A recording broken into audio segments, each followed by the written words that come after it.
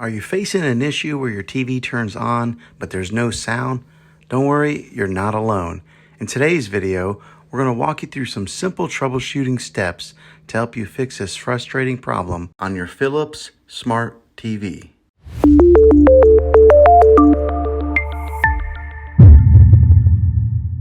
Step 1.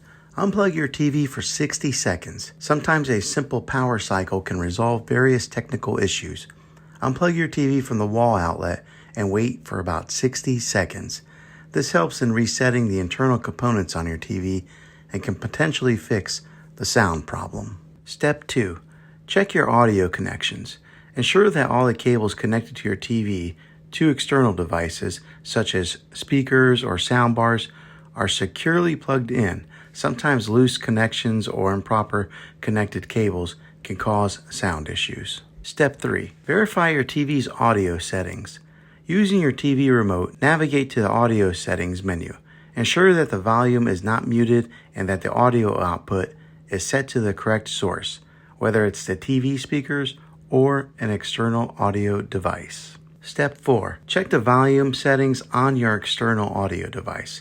If you're using an external speakers or a soundbar, make sure that they're powered on and properly connected to your TV. Adjust the volume on both the TV and the external device to ensure they are not conflicting. Step 5. Perform a factory reset. Sometimes software glitches can cause audio issues.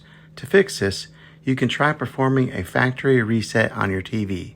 However, be aware that this will reset all your settings, so make sure to take note of any customized settings before proceeding.